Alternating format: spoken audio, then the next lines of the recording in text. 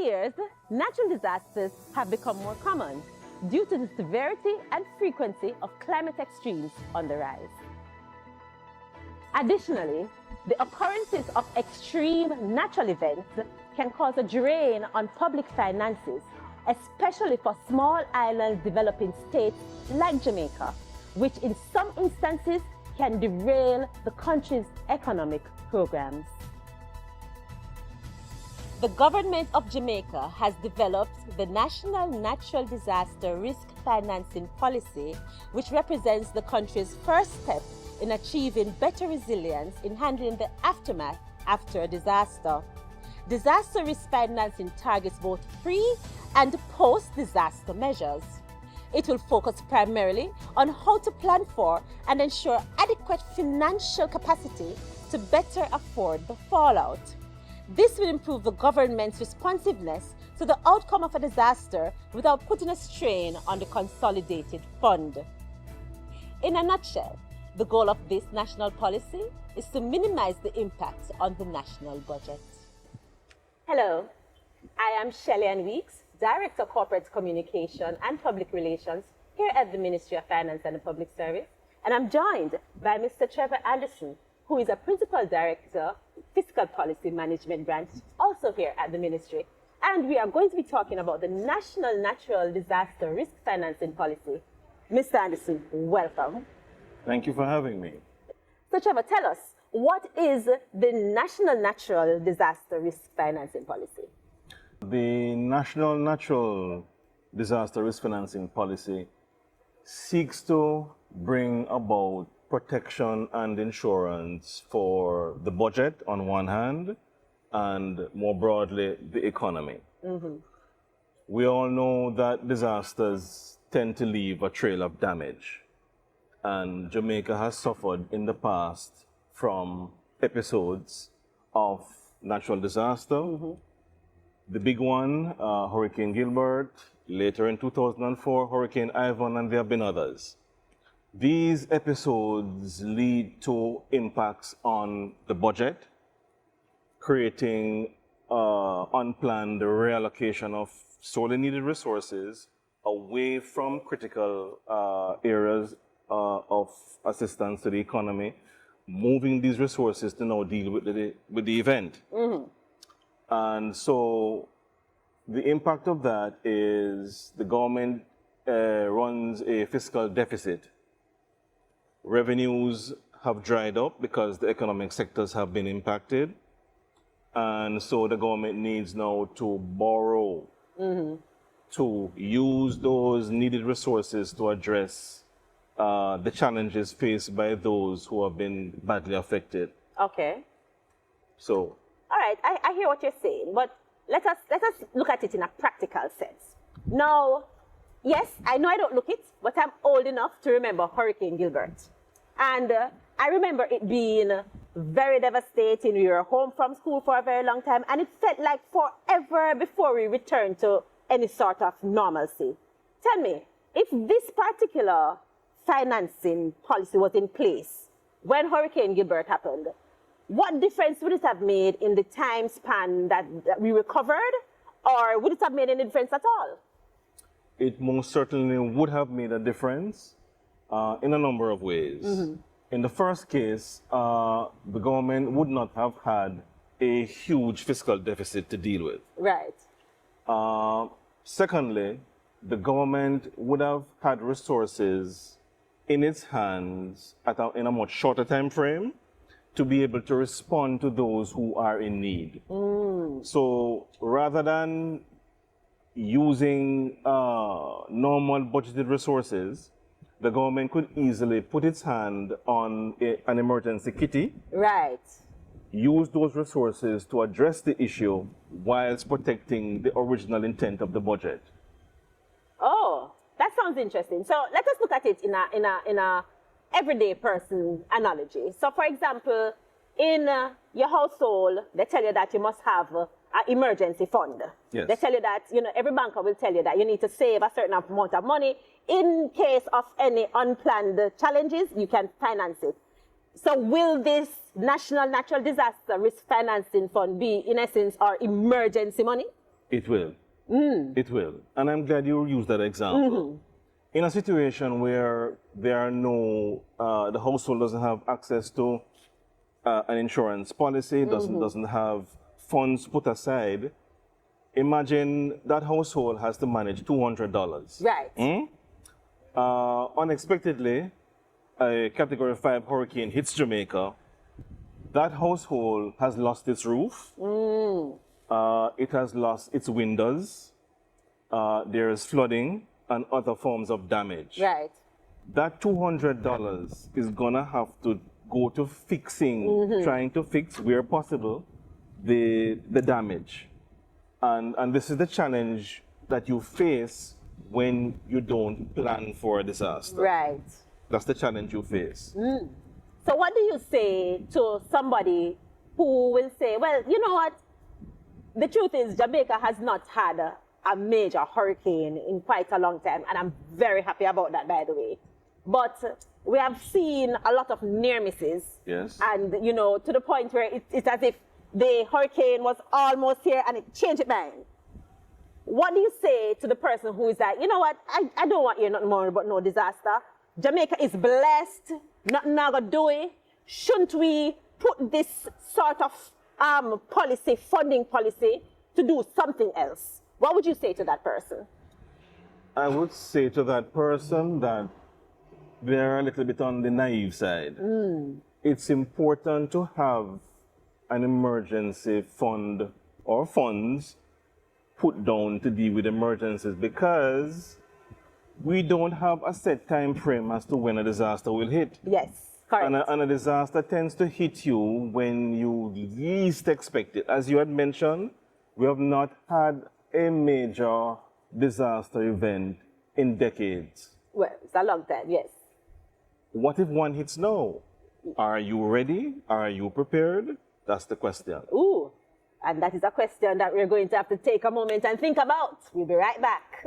The real disaster is being unprepared. While we can't stop natural disaster from occurring, we can prepare for them to help mitigate the loss and lower the cost to the country. It all starts with proper financing to fund measures that will help us better prepare for and recover from natural disasters. The National Natural Disaster Risk Financing Policy is our first step to creating a more resilient Jamaica. Play your part in helping us become rock solid and ready. For more info on the National Natural Disaster Risk Financing Policy, visit mof.gov.jm. Welcome back. So Trevor and I have been talking about the National Natural Disaster Risk Financing Policy, because you know what? Natural disasters are a reality and we are not always able to predict them. Earthquakes are a thing. I mean, we had a little tremor recently. It wasn't devastating, but it is a real thing. So having this policy in place to protect us so we can recover quickly is very important. So thank you, Trevor, for clearing up some things for me. But I want to talk to you a little bit about the money, because that's what we're talking about. We're talking about a financing policy, and so we're looking at the actual figures. Now, the most devastating natural disaster that I remember in my lifetime is Hurricane Gilbert. I remember I've never seen so much rooftop on the ground. Them times satellite dish was a thing. You see people satellite dish fling about all about the place. And so I know we've had hurricanes since, but that's probably the most devastating one that I can think of. Yes. So if we were to put a figure on that, would you be able to say what did that look like in terms of damage? In terms of damage, the figure associated with Hurricane Gilbert, Yes. is approximately US $1 billion. Ooh, enough money that, Trevor. If we recall, enough money. If we recall, Hurricane Gilbert traveled right through the center of the island. Quickly. Flattened the country. Quite so. I've never seen mountains look like baby bottom. All the trees totally wiped. Yeah? No, for real. It was really something. I mean, Yeah. I grew up in St. Mary, and I remember just seeing a lot of zinc flying around. I remember they were saying, do not go outside because debris will hit you and cause it to fall over. So it was a real event. So if we're going to be looking at this policy, I'm not expecting a Category 5 to hit Jamaica anytime soon. I'm crossing. But let us look at something maybe less than a category 5, maybe a category 1, maybe some devastating flooding. If we look at the funding that we have now, how much of that do you think we'll be able to cover? Or, let's talk about the money. What is in place based on the current version of the National Risk Financing Policy? So in terms of the instruments which the government has employed, and we have employed insurance with CRIF, we have employed the CAT bond launched in July 21. We have employed the contingent credit facility with the IDB, that's for US 285 million. The CRIF coverage current policy is US 238. The CAT bond US 185. And we have our own home-based contingencies fund with about $4.5 billion. All summed together, we're talking in US dollar terms, we're talking approximately 700 to 800 million US dollars. That's not bad. That's not bad. If you think of the context of having $1 billion in US 1 billion in damage, yes, with zero insurance, I would rather have something in hand than nothing. Correct. I fully agree with you. And, we should also think as citizens, what can we do to protect ourselves so that the damage is not so devastating? Yes. What can we do in our homes right now, in our schools right now, just functioning on a day-to-day basis to ensure that we protect ourselves and our assets? I was talking to a friend of mine she's in the insurance business, and she says we need to have better insurance amongst ourselves. So as the economist, what advice do you give your friends and your family in terms of protecting themselves and their assets in the event of natural disasters? So as you mentioned, insurance. Where possible, every household should strive to have some insurance. Some households won't be able to do everything, but at least have something in place. Right. Where you don't have or you can't afford insurance, you should seek to make your place of abode as resilient to the disaster as possible. So, flooding. Are you subject to flooding where you live? Take necessary steps to deal with that risk if you hear a hurricane is coming. Okay. Yeah, okay. Things like that. All right, so I'm glad you went on to that, because one of the things that I find persons respond to is whenever the different warnings come out, and of course we get a lot of information now. I remember, and yes, I'm old enough to remember a time where we did not have all of the visual aids. We didn't have the satellite image of the storm coming up the coast. And so now with all the information that we have, some people don't take the warning seriously. What would you say to those people? Don't do it. As much as you can prepare for a hurricane. You see, a hurricane can meander. There is a forecast path, but it doesn't necessarily have to travel along that forecast. It can deviate. And it can deviate right into Jamaica.